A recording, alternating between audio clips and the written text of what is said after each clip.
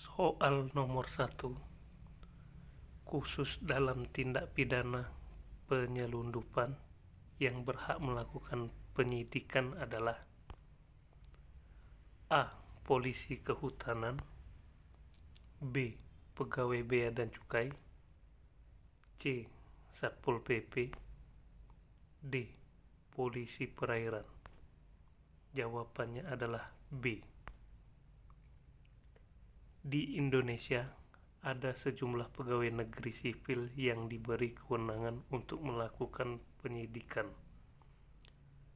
Khusus di bidang penyelundupan, pegawai negeri yang berhak melakukan penyidikan adalah pegawai Bea dan Cukai. Soal nomor 2, dalam melakukan penyitaan terhadap barang bukti yang diperlukan penyidik adalah izin dari A. Ketua Pengadilan Tinggi, B. Kejaksaan, C. Hakim Pengadilan Negeri, D. Ketua Pengadilan Negeri. Jawabannya adalah D. Di dalam pasal 38 ayat 1 Undang-Undang Nomor 8 Tahun 1981, dalam melakukan penyitaan terhadap barang bukti yang diperlukan penyidik adalah izin penyitaan dari Ketua Pengadilan Negeri. Soal nomor 3, perintah penahanan atau penahanan lanjutan dilakukan terhadap seorang tersangka atau terdakwa yang diduga keras melakukan tindak pidana berdasarkan bukti yang cukup dalam hal A. Adanya keadaan yang menimbulkan kekhawatiran bahwa tersangka atau terdakwa akan melarikan diri, B. Merusak atau menghilangkan barang bukti, C. Mengulanginya tindak pidana, D. A, B, dan C benar. Jawabannya adalah D. Di dalam pasal 21 ayat 1 Undang-Undang Nomor 8 Tahun 1981, perintah penahanan atau penahanan lanjutan dilakukan terhadap seorang tersangka atau terdakwa yang diduga keras melakukan tindak pidana berdasarkan bukti yang cukup dalam hal adanya keadaan yang menimbulkan kekhawatiran bahwa tersangka atau terdakwa akan melarikan diri, merusak atau menghilangkan barang bukti, dan mengulangi tindak pidana. Soal nomor 4, pejabat yang berwenang untuk memperpanjang penahanan oleh Hakim Mahkamah Agung adalah A.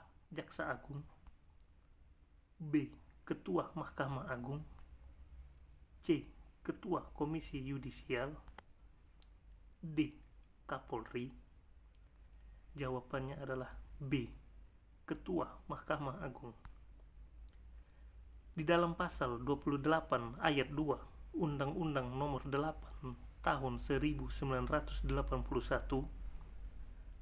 pejabat yang berwenang untuk memperpanjang penahanan oleh Hakim Mahkamah Agung adalah Ketua Mahkamah Agung.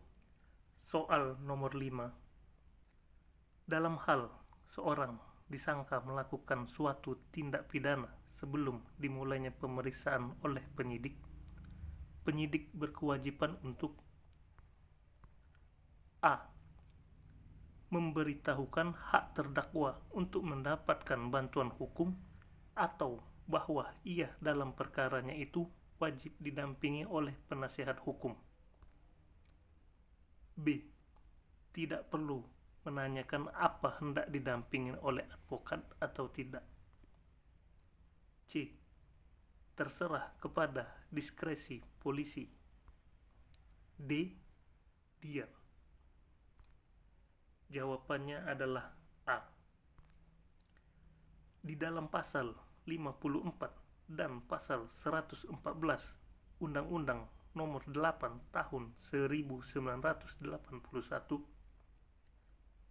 dalam hal seorang disangka melakukan suatu tindak pidana sebelum dimulainya pemeriksaan oleh penyidik, penyidik berkewajiban untuk memberitahukan hak terdakwa untuk mendapatkan bantuan hukum atau bahwa ia dalam perkaranya itu wajib didampingi oleh penasihat hukum. Soal nomor 6. Seorang terdakwa dapat mengajukan rehabilitasi terhadap A. Putusan yang dinyatakan dakwaan batal demi hukum. B. Terdakwa dinyatakan bersalah. C. Putusan bebas yang telah mempunyai kekuatan hukum tetap. D. Putusan yang menyatakan dakwaan tidak dapat diterima. Jawabannya adalah C. Di dalam pasal 97 ayat 1 Undang-Undang Nomor 8 Tahun 1981, seorang terdakwa dapat mengajukan rehabilitasi terhadap putusan bebas yang telah mempunyai kekuatan hukum tetap. Soal nomor 7. Penuntut umum menyampaikan surat panggilan kepada terdakwa yang memuat tanggal, hari, serta jam sidang dan untuk perkara apa ia dipanggil yang harus sudah diterima terdakwa selambat-lambatnya. A. 3 hari sebelum sidang dimulai. B. 5 hari sebelum sidang dimulai. C. 7 hari sebelum sidang dimulai. D. 9 hari sebelum sidang dimulai. Jawabannya adalah A. Di dalam pasal 146 ayat 1 Undang-Undang Nomor 8 Tahun 1981, penuntut umum menyampaikan surat panggilan kepada terdakwa yang memuat tanggal, hari, serta jam sidang dan untuk perkara apa ia dipanggil yang harus sudah diterima terdakwa selambat-lambatnya 3 hari sebelum sidang dimulai. Soal nomor 8. Keterangan terdakwa sendiri saja tidak dapat dipakai sebagai dasar untuk membuktikan bahwa terdakwa betul melakukan perbuatan yang didakwakan kepadanya. Hal ini disebabkan oleh karena A.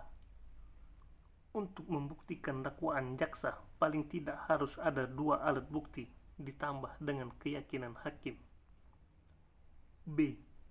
Keterangan terdakwa seringkali hasil rekayasa. C. Bagi orang Indonesia, mengakui perbuatan sangat jarang terjadi. D. Terdakwa pasti membela dirinya. Jawabannya adalah A. Di dalam pasal 183 KUHP, keterangan terdakwa sendiri saja tidak dapat dipakai sebagai dasar untuk membuktikan bahwa terdakwa betul melakukan perbuatan yang didakwakan kepadanya. Hal ini disebabkan oleh karena KUHP menganut asas bahwa untuk membuktikan dakwaan jaksa paling tidak harus ada 2 alat bukti ditambah dengan keyakinan hakim. Soal nomor 9. Asas penuntutan yang dianut oleh Indonesia adalah asas A. Asas proporsionalitas. B. Asas oportunitas. C. Asas legalitas. D. A dan C benar. Jawabannya adalah B. Asas penuntutan yang dianut oleh Indonesia adalah asas oportunitas. Jaksa Agung demi kepentingan umum berhak untuk menyampaikan penuntutan suatu perkara. Soal nomor 10. Pihak yang berhak untuk mengajukan banding terhadap putusan pengadilan negeri yang menyatakan terdakwa terbukti secara sah dan meyakinkan melakukan tindak pidana adalah A. Jaksa. B. Panitera. C. Terdakwa atau kuasanya. D. A dan C benar. Jawabannya adalah D. Pihak yang berhak untuk mengajukan banding terhadap putusan pengadilan negeri yang menyatakan terdakwa terbukti secara sah dan meyakinkan melakukan tindak pidana adalah jaksa dan terdakwa atau kuasanya.